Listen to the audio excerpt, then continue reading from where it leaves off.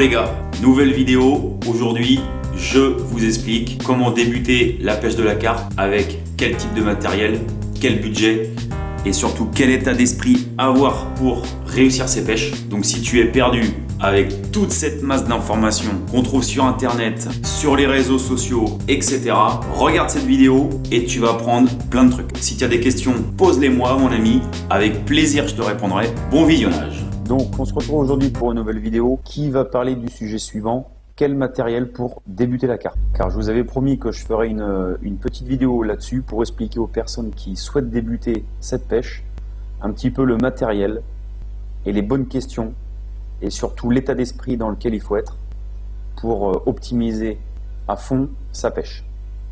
Donc on attaque ça tout de suite. Donc déjà la première question qu'il faut vous poser, c'est: que vais-je pêcher? Ça c'est vraiment super important. Est-ce que vous comptez pêcher en rivière ou est-ce que vous comptez pêcher en étang? Cette question elle est primordiale pour l'achat de votre matériel. Pourquoi? Parce qu'en rivière, il va vous falloir du matériel très solide, capable d'encaisser des gros rushs de poissons, des gros départs, et surtout pouvoir contrer le poisson face au courant. Alors qu'en étang, du matériel disons plus basique, un petit peu plus fin, fera l'affaire dans la plupart des cas. En effet, si vous pêchez dans les étangs, dans des petits lacs, etc., du matériel de base, ça suffit. Donc on commence tout de suite par la pêche en rivière. Qu'est-ce qu'il vous faut comme matériel pour bien débuter? Donc il vous faut des cannes puissantes. Comme je vous l'ai expliqué, vous allez rencontrer des poissons puissants. C'est des vrais torpilles, c'est des bombes les poissons en rivière. Donc si vous avez du matériel qui n'est pas adapté, vous allez galérer, mais vraiment galérer pour sortir vos poissons. Et ça risque de vous saouler. Donc moi, ce que je vous conseille, c'est d'attaquer une pêche avec deux types de cannes. Donc moi, ce que je conseille vraiment aux personnes débutantes, c'est de commencer à pêcher avec deux cannes. Simplement deux cannes. Ok, ne commencez pas à prendre 3 ou 4 cannes d'un coup. Apprenez à pêcher avec deux cannes. Et croyez-moi, c'est largement suffisant pour prendre du poisson. L'avantage de pêcher à deux cannes, c'est que vous allez vraiment vous en occuper à 200%. Vous allez être très méticuleux, très rigoureux sur vos montages, le placement de votre ligne et vos appâts. Plus vous allez avoir de cannes dès le début, plus vous allez être éparpillé dans vos stratégies. Et ça, c'est pas bon. Et je vous le répète, avec deux cannes, vous ferez énormément de poissons. Donc, vous commencez avec une canne de 10 pieds ou de 12 pieds. Le choix, il est très simple. C'est par rapport à la rivière que vous comptez pêcher. Je m'explique. Si vous êtes en présence d'une rivière qui est quand même relativement étroite, pas très large, optez pour une canne de 10 pieds. Cette canne, en effet, sera plus maniable et vous allez moins galérer pour vos combats et pour mettre le poisson à l'épuisette. Donc ça, c'est vraiment important. Si votre rivière est un petit peu plus large et que vous souhaitez atteindre des distances un petit peu plus importantes, optez pour une canne de 12 pieds. Vous atteindrez des distances plus grandes et surtout plus aisément. Par contre, ne descendez pas en dessous d'une résistance de canne de 3 livres. Ça, c'est primordial. En rivière, je vous le répète, ne jouez pas avec des cannes qui n'ont pas la patate. Il faut que vous ayez une réserve de puissance dans vos cannes. C'est absolument nécessaire. Donc, vous pouvez monter au-dessus de 3 livres. Il n'y a aucun souci, mais ne descendez pas. Par exemple, moi, ce que je vous propose pour une canne de 10 pieds, c'est ce type de canne. Niveau rapport qualité-prix, c'est très très bien. Vous voyez, vous avez une canne pour, en arrondissant, vous avez une canne à 40 €, puisqu'actuellement elle est en promotion. Et ça fait le job, il n'y a aucun souci, quoi. Ça, pour commencer, c'est génial. Sinon, vous pouvez très bien aussi partir sur une 12 pieds. Là, c'est le même prix. Et celle-ci, c'est une 12 pieds. Toujours une Daiwa. Et là, vous avez une 12 pieds. Pour le même prix. 40 € si on arrondit. Puisque je ne tiens pas compte du prix Fishing Club. De toute manière, je mettrai les liens dans la description. Ensuite, qu'est-ce qu'il va vous falloir? Des moulinets, un rod pod, des détecteurs, une épuisette large, j'insiste sur le mot large, un tapis de réception, très important, et un sac de transport. Ça, c'est les choses, on va dire, basiques pour que vous puissiez pêcher convenablement avec un minimum de confort et Également, pouvoir mettre le poisson en sécurité. Donc pour les moulinets, il faut que ça coïncide avec la puissance de vos cannes. Donc moi, ce que je vous conseille, c'est de prendre des moulinets qui sont très connus et très fiables. C'est les fameux Daiwa, les Emblemix 5000T. Ceux-là, vous les trouvez partout, dans tous les magasins. Et je peux vous assurer que ces moulins, c'est des machines de guerre. Moi, j'ai pêché pendant 3 ans avec. Je les ai malmenés dans tous les temps. Ils n'ont jamais bougé. Mais franchement, ces moulins, c'est une tuerie. C'est pas cher pour ce que c'est. Ensuite, le rod pod. Restez très très simple. Il vous faut quelque chose de peu encombrant. Vous allez beaucoup vous déplacer au tout début, puisque vous êtes débutant, donc vous allez beaucoup chercher le poisson. Donc ne vous encombrez pas avec du matériel obsolète. Ça, c'est parfait. 40 €. Vous avez un super petit rod pod. Ça se plie, ça rentre dans le sac et en plus, c'est pas lourd. Vous pouvez mettre 3 cannes. Donc si jamais vous désirez acheter une canne supplémentaire plus tard, ça fonctionne. Le petit truc que je vous conseille, si vous pêchez en rivière avec, c'est de l'alourdir. Puisqu'effectivement, en cas de départ assez violent, il se peut que le rod pod il parte avec les cannes. Vous verrez, les poissons partent quand même très très fort. Moi, ce que je faisais, c'est que sur ce rod pod, en fait, je mettais un petit morceau de ficelle ici, là, relié à une grosse pierre que je prenais au bord de l'eau. Et en fait, ça l'alourdit. Et votre rod pod, c'est simple, il bouge plus. Donc ça, c'est super efficace. Ensuite, pour les détecteurs. Les détecteurs, ça, c'est pareil. Ne tombez pas dans le panneau d'acheter des détecteurs avec un super coffret à 800 € alors que vous débutez la pêche de la carpe. Donc, partez sur des détecteurs basiques tels que ceux-là. Moi, j'ai un ami qui les a depuis 1 an et demi, il n'a aucun souci avec. Le gros avantage de ce coffret, c'est que vous avez les 4 détecteurs plus votre centrale. Donc, vous pouvez très bien décider d'acheter ce coffret avec un ami à vous. Vous faites 2 détecteurs chacun et vous pêchez ensemble et vous avez une centrale, il n'y a aucun problème. 90 € en promotion pour 4 détecteurs avec la centrale, c'est vraiment pas cher. Voilà le type de détecteur qu'il vous faut. C'est largement suffisant. Et je vous répète que ce n'est pas un détecteur qui vous fera prendre du poisson. C'est votre stratégie, votre mental et la qualité de votre pêche. Ni plus ni moins. Ensuite, l'épuisette large. Très très très important. Trop de pêcheurs débutants se lancent avec une petite épuisette. Ils pensent que ça fera l'affaire. Et en fait, pas du tout. Soit ils se font démonter l'épuisette par des gros poissons, soit l'épuisette elle tient, mais ils abîment leurs poissons à cause de ça. Donc prenez une épuisette large, au moins ça sera plus facile pour épuiser votre poisson, et en plus le poisson vous n'allez pas le blesser. Donc ça c'est vraiment l'exemple d'épuisette qui est parfaite pour commencer. Vous avez une épuisette à 20 €, c'est largement suffisant. Le seul petit truc auquel il faut faire attention sur les épuisettes à carpe, puisque les 2 embouts s'enlèvent, c'est cette partie triangulaire. Cette partie triangulaire, elle est en plastique, donc elle est relativement fragile. Donc faites très attention quand vous décrochez les 2 branches de chaque côté, ou sinon ce que je vous conseille c'est tout simplement d'acheter une pièce triangulaire comme ça, mais en aluminium ou en métal. Ça se trouve dans la plupart des commerces de pêche, et ça vous solidifie un petit peu plus votre épuisette. Mais ça c'est parfait pour débuter. Une épuisette comme ça pour 20 €, c'est le top du top. Ensuite, le tapis de réception. Primordial. Ça les gars, c'est l'une des choses du moins les plus importantes. Je préfère que vous mettiez de l'argent dans le tapis de réception plutôt que dans vos détecteurs. Ok, ça c'est pareil. Trop de jeunes pêcheurs prennent un tout petit tapis qui suffit dans la plupart des cas. Le problème c'est que le poisson, vous ne pouvez pas le laisser sur le tapis. Parce que dès qu'il va bouger, sauter, etc., il va sortir du tapis et en fait il va s'abîmer sur le terrain. Alors que là, avec un tapis comme ça, pour 50 €, ça vous permet de refermer le tapis sur votre poisson. Vous pouvez aller chercher votre appareil photo, votre peson, etc. Et vous êtes tranquille, votre poisson, il ne bougera pas du sac. Parce que je vous assure qu'il n'y a rien de pire que de prendre un super fiche et de le voir s'abîmer sur le sol et on est dégoûté. Ça vous ruine vos photos, ça vous ruine le moral parce que vous remettez un poisson qui est abîmé à l'eau et vous savez que c'est de votre faute et que vous auriez pu l'éviter. Donc entreprendre un petit tapis à 15-20 € et en prendre direct un bon comme celui-là à 50 €, eh bien franchement, prenez directement ça. C'est pas du bas de gamme, c'est pas de la super cam, mais je vous assure que ça fait parfaitement l'affaire. Et ensuite un sac de transport, puisqu'effectivement il va falloir transporter tout le petit matériel qu'on va voir par la suite. Et ben vous achetez un petit carriole de ce type-là. Ça c'est parfait pour commencer. Un petit Mac 2, 50 €. Vous avez des poches devant, une petite bandoulière pour le mettre sur votre épaule. Vous pouvez également le prendre à la main. Il y a pas mal de place dedans. Et pour 50 €, ça c'est génial. Franchement, vous allez mettre tout votre petit matériel.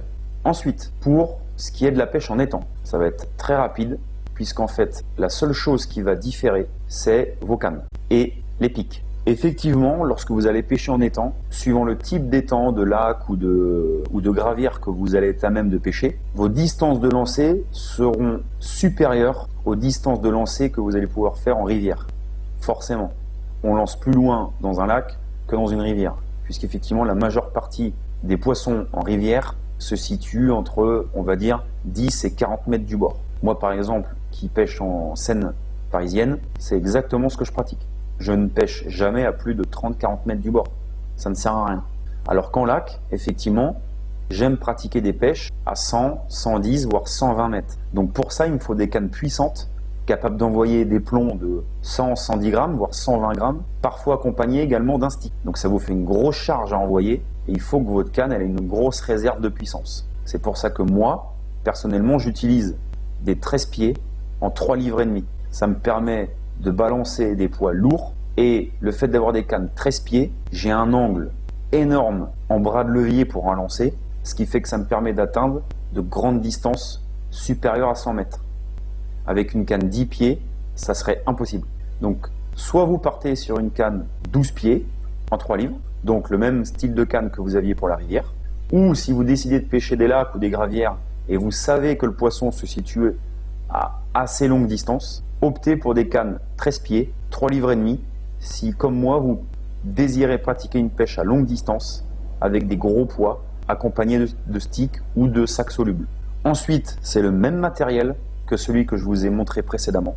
Ça convient parfaitement. La seule chose, c'est que vous pouvez prendre des pics par rapport à un rod pod, puisqu'en rivière, la plupart du temps, le terrain, ça va être du bitume ou des gros cailloux. Donc c'est assez emmerdant pour mettre des pics, alors que lac, gravière, etc., souvent c'est de la pelouse. Donc les pics rentrent très facilement dans le sol. Donc vous pouvez très bien acheter une paire de pics, une paire de buzzbars, et puis c'est parti. Avant de passer au petit matériel, vous voyez que je ne vous ai pas parlé des écureuils. Les écureuils, je suis d'accord, c'est important pour tout ce qui est touche de retour, etc. C'est vrai. Maintenant, vous pouvez les acheter dans n'importe quel magasin. Ça ne coûte vraiment pas cher. Et c'est pareil, prenez des écureuils premier prix. Le but de l'écureuil, c'est juste de faire un contrepoids. D'accord? Donc ne vous embêtez pas, vous débutez la pêche, prenez des écureuils premier prix. Votre touche de retour, vous la verrez aussi bien qu'avec un écureuil qui coûte 50 €. Voilà pourquoi je ne vous ai pas parlé des écureuils. Ensuite, pour ce qui est du petit matériel. Donc je vous ai sélectionné plusieurs choses. On va voir le nylon, la tête de ligne, le lead core, le clip plomb, les agrafes, le bas de ligne en tresse, le bas de ligne en fluorocarbone, les hameçons et les appâts. Donc le nylon, ça va être forcément pour garnir vos bobines de moulinet. Donc soit vous partez sur du nylon ou de la tresse. Si vous optez pour de la tresse, ne vous embêtez pas, vous l'achetez sur AliExpress. Mes premières vidéos parlent de ça, vous verrez, c'est des tresses que j'utilise, ça fonctionne très bien. Surtout pour débuter. J'insiste là-dessus, cette vidéo c'est pour les personnes qui souhaitent débuter. Moi mon objectif c'est vous faire prendre du poisson avec du matériel de bonne qualité et sans mettre 1000 € là-dedans. Ensuite, donc pour le nylon, je vous conseille ce type de nylon. Personnellement, c'est celui-là que j'utilise moi. Le Technium de chez Shimano, c'est de la super cam. Franchement, mes bobines, ça fait 2 ans que le nylon est dessus, je ne l'ai toujours pas changé. Donc là, je vais le changer cet hiver. Mais moi, c'est du nylon qui me fait 2 ans. Alors que habituellement, mes nylons me faisaient une saison. Donc là, c'est du 28 centièmes. Moi, personnellement, j'utilise du 30. Voilà, le 30, ça me suffit. Je sors des poissons de plus de 20 kg. J'ai aucun problème. Okay, si vous faites attention et que vous gérez vos combats avec votre frein et que vous laissez travailler votre canne, vous n'aurez aucun problème. D'accord? Ça sert à rien de monter très très haut. D'accord? La tête de ligne, je vous la préconise réellement pour tout ce qui est pêche en rivière. Effectivement, le fait de pêcher en rivière avec les rochers, les mollusques, etc., c'est quelque chose de très abrasif. Une tête de ligne résistera nettement mieux qu'un lit de corps. Donc en tête de ligne, je vous conseille tout simplement le bon vieux Dressenix, 8 € la bobine de 100 mètres. Et là, vous allez pouvoir faire des têtes de ligne qui vont être costauds. Vous pouvez taper sur du 60 centièmes, voire 70 centièmes, n'ayez pas peur. Et ça va résister. Ça, il n'y a pas de souci. Si vous voulez partir sur du lit de corps, moi personnellement, le lit de corps, je l'utilise pour toutes mes pêches en lac et en étang, mais pas pour la rivière. Voilà, moi, j'utilise celui-là, 2 € la bobine. Voilà, franchement, c'est pas cher et il est super. Ça fait le job, nickel chrome. Les clips plomb, pareil, AliExpress, ne vous prenez pas la tête, c'est du consommable. Il n'y a pas besoin que ça soit de la grosse marque. Vous allez ici, 1,35 € le paquet de 20. Ça coûte que dalle, ok? Ça, c'est parfait. Vous avez les clips, les tétines et les stops. Parfait. Pour ce qui est des plombs, les plombs, je vais vous donner le site sur lequel moi je me fournis. Moi, je trouve que c'est très bien. Ça fait plusieurs fois que j'en achète ici. Ils ont toujours été réglo. Franchement, les prix sont pas chers du tout. Là, vous voyez, c'est du prix pièce, hein. C'est nickel. Les plombs sont jolis, c'est de la bonne qualité et c'est vraiment pas cher. Donc vous avez toutes les formes, ok. Et pour ceux qui souhaitent pêcher en rivière, c'est ce type de plomb qu'il vous faut, ok. Des plombs grip. Ça ne bougera pas dans le courant. Après pour les étangs, ça dépend après de ce que vous comptez faire. Vous avez toutes les formes que vous voulez. Les agrafes, pareil, consommables AliExpress. Paquet de 20 pour 1,32 €. Tout ça bien sûr c'est livraison comprise. Voilà, ça au moins. Ça vous fera pas mal au cœur quand vous allez casser ou vous allez laisser du matériel au fond, c'est pas grave. Ensuite, votre bas de ligne. C'est comme pour la tête de ligne et le lit de corps. Vous avez deux choix. Soit vous partez sur un bas de ligne en tresse, soit vous partez sur un bas de ligne en fluorocarbone. Ça, c'est à votre guise. Ok, je veux pas vous donner de règles là-dessus. Moi, personnellement, le fluorocarbone, je le réserve plutôt aux pêches de rivière et aux pêches où les étangs sont un petit peu difficiles ou avec des eaux claires. Tout le reste du temps, j'utilise de la tresse. Donc moi, pour vous donner un ordre d'idée, la tresse que j'utilise, c'est celle-ci, la tresse de chez Corda. Alors, elle est un petit peu chère, je suis d'accord. Mais bon, avec ce que vous économisez à côté en petit matériel, ça passe vraiment crème. Voilà, moi, c'est celle-ci que je prends, 19 €. Et honnêtement, la bobine, elle dure quand même longtemps, quoi. Moi, j'en achète pas une toutes les semaines, hein. Donc ça va, c'est quand même largement correct. Et le gros avantage, c'est que c'est une tresse gainée. Donc vous pouvez la dégainer ou pas. Et vous pouvez faire du 2 en 1. C'est ça que j'aime bien. Sinon, si vous partez sur du fluorocarbone, celui que j'utilise, AliExpress, c'est celui-là. Voilà. 3,12 € la bobine de 100 mètres. C'est parfait. Et franchement, il est tip top. Donc là, vous avez, n'oubliez pas de choisir votre diamètre. Et le diamètre, vous le trouvez après dans votre description de produit qui est ici. Là, vous voyez le numéro 5.0. Ça équivaut à peu près à du 37 centièmes. Numéro 7, c'est 45 centièmes, à titre d'exemple. Donc après, il vous suffit de cliquer, hop, comme ça, et vous faites ajouter au panier. Ça, c'est très très bien. Les hameçons. Les hameçons, je ne vous ai pas mis de lien volontairement, puisque vous utilisez ce que vous voulez. Chaque marque, c'est sujet à polémique, surtout pour les hameçons.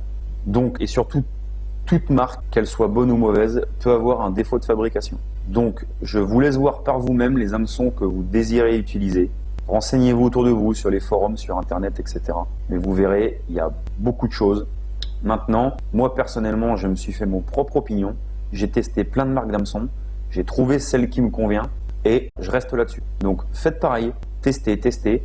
Lorsque vous aurez trouvé une marque qui vous plaît, eh ben, restez dessus. Pour les appâts, moi, ce que j'utilise étant consultant dans cette team, forcément, j'utilise leurs produits. C'est les bouillettes de chez QDB, c'est celle-ci. Donc bien sûr, je ne force personne à acheter ces produits. Ok, je ne suis pas commercial. Maintenant, souvent on me demande pourquoi est-ce que je suis venu chez eux et pourquoi est-ce que je les utilise. Eh bien, tout simplement pour 3 choses. La première, c'est que je suis une personne qui admire les gens qui travaillent. Je ne supporte pas les gens qui ne travaillent pas et qui se plaignent en permanence. Et il se trouve que le patron de cette boîte, c'est vraiment un bosseur, quoi. Il tient compte vraiment de tout. Il gère sa boutique comme pas possible. Il honore les commandes en temps et en heure. Et surtout, il a le souci du travail bien fait, quoi. Donc, si jamais vous avez un retard dans les commandes, déjà, il vous avertit et il vous envoie toujours un petit truc en guise d'excuse. Donc ça, je trouve que voilà, ça c'est vraiment, à mes yeux, c'est dur de trouver des gens comme ça aujourd'hui qui vendent des produits mais qui veulent absolument que leurs clients soient contents. J'ai testé beaucoup de bouillettes avant. Les gens, une fois que vous avez acheté leurs produits, c'est bien beau, mais en fait, ils s'en foutent. Voilà. Moi, c'est l'opinion que j'ai de ce mec-là. Deuxième raison, c'est que ces bouillettes sont de bonne qualité. Et surtout, j'en arrive au troisième avantage, qui est en lien avec le deuxième, c'est que c'est des bouillettes qui sont pas chères. Donc, pour moi, des bouillettes qui sont de bonne qualité et pas chères, franchement, faut sauter sur l'occasion, quoi. Donc voilà, moi, ça faisait plusieurs années que je les utilisais. Je suis rentré chez eux, bon, c'était très bien, je suis très content. Et clairement, voilà, si j'ai des bouillettes à conseiller pour des personnes qui se lancent dans cette pêche, clairement, partez sur ce type de billes, quoi. Quand je vois que c'est des bouillettes qui sont vendues à 125 € les 20 kilos, livraison comprise, ça vous fait un paquet de bouillettes à peu près à 6 €. Franchement, dans le commerce, c'est dur de trouver une bille de qualité à ce prix-là, quoi. On est plus sur du 8, 9, 10 € que sur du 6, quoi. Maintenant, voilà, je le répète, moi, je vous fais une vidéo, donc forcément, je vous propose les produits que j'utilise, comme mes produits AliExpress, les tresses que j'utilise, les moulinets, etc., ainsi que les billes. Maintenant, si vous voulez utiliser autre chose, n'hésitez pas. Il y a plein de marques de bouillettes et toutes les bouillettes prennent du poisson. Ok ? Il n'y a pas de bonne marque et de mauvaise marque. Voilà. Moi, j'aimais juste mon opinion et franchement, vous ne serez pas déçus, quoi. Donc, pour avoir fait le petit bilan de tout ça, je vous ai fait un petit récapitulatif sur un tableau. Voilà. Donc, si on respecte le fait de prendre 2 cannes comme je vous l'ai conseillé, et j'insiste là-dessus, restez sur ce type de pêche. Pêchez à 2 cannes lorsque vous débutez. Vous apprendrez beaucoup plus, croyez-moi. Donc, soit vous partez sur 2 cannes 10 pieds, ou sinon j'ai compté 2 cannes 12 pieds ou 2 cannes 13 pieds, suivant le type de pêche, comme je vous l'ai dit au tout début, rivière ou étang. Ensuite, 2 moulinets, forcément, un rod pod, un pack de détecteurs, donc qui comprend les 4, bien sûr, une épuisette, un tapis et un sac de transport. La somme de tout ça, donc bien sûr, là je ne compte pas les 2 fois 80 €, ok, puisque vous en choisissez un des deux, ça vous fait un total de 510 €. Donc 510 € pour avoir tout ça, c'est vraiment pas cher. Ça vous fait un super pack et honnêtement avec ça, vous avez de quoi pêcher.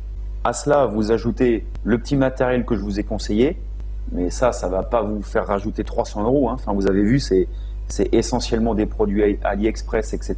Donc ça va pas vous faire gonfler la facture à outrance. Donc là, je vous prouve que vous pouvez commencer à pêcher la carpe avec un budget qui est très raisonnable. Et ensuite, la dernière partie, pour moi, elle est importante. Donc, je vous ai mis cette photo-là, c'est qu'il y a une raison, c'est que ce poisson, c'est le seul poisson que j'ai capturé sur une session de 3 jours. Beaucoup de mecs sur le lac ont remballé parce que tout le monde disait que le lac était sur off, etc. Moi, je suis resté et voilà le poisson que j'ai pris. C'est un poisson qui faisait plus de 22 kilos. Super fiche, quoi. Pourquoi est-ce que je vous dis ça? Parce que quand vous débutez la carpe, vous allez entendre plein de choses. Moi, je vous dis, faut vous focaliser sur 3 choses. La première, c'est la recherche. Soyez curieux, les gars. Allez chercher des renseignements partout. Vous arrivez sur le lac, ne vous postez pas sur un lieu qui va être confortable, avec un petit carré de pelouse, un petit banc, etc.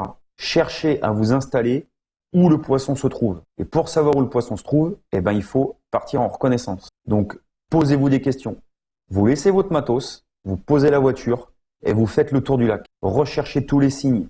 Un poisson qui saute, des bulles. Regardez la végétation qui se situe sur les bordures. Si vous voyez des poissons qui nagent sur les bordures, etc.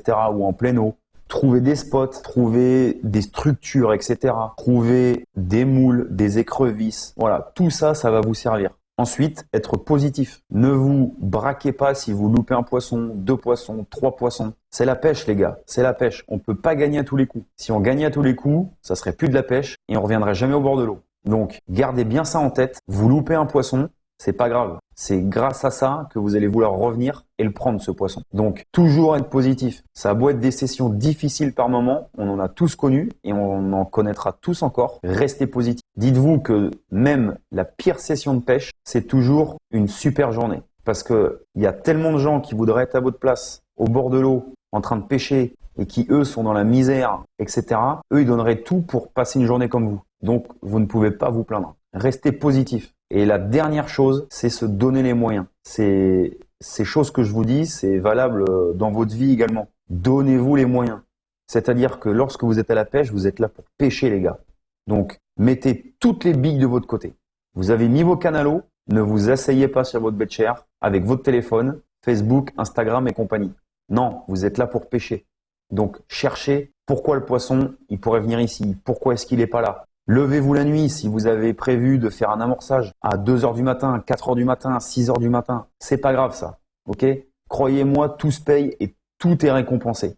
Et je vous dis, ce poisson, je l'ai eu comme ça. Tout le monde s'est barré. Je suis le seul connard à être resté. Et ben, en attendant, c'est moi qui ai fait un poisson comme ça. Mais je me levais la nuit, je relançais mes cannes, je refaisais mon amorçage, etc. Si vous vous donnez les moyens, vous prendrez du poisson, les gars. Je vous l'assure. Mais c'est pas toujours facile. Des fois, il fait froid, il pleut, etc. Comme j'ai l'habitude de dire à mes amis, c'est pas sur le canapé qu'on prend des poissons. Donc, il faut sortir au bord de l'eau. Même si c'est pas longtemps, mais les personnes qui sont le plus souvent au bord de l'eau, eh ben, statistiquement, elles ont plus de chances de faire de poissons. Ok? Donc, pensez toujours à ces 3 points à la pêche, comme dans votre vie. Et vous verrez, tout ira mieux. Donc les amis, j'espère que cette vidéo vous aura plu. J'espère que j'ai appris beaucoup de choses à ceux qui débutent dans cette pêche, qui n'ont pas beaucoup d'informations ou qui en avaient trop. J'espère vous avoir éclairé. Une fois de plus, si vous avez des questions, laissez-les-moi en commentaire. J'y répondrai avec plaisir. N'hésitez pas à partager la vidéo avec tout le monde, ça serait vraiment super cool. Mettez-moi un pouce bleu si vous avez aimé la vidéo. Je vous dis à la prochaine et d'ici là, gardez la pêche.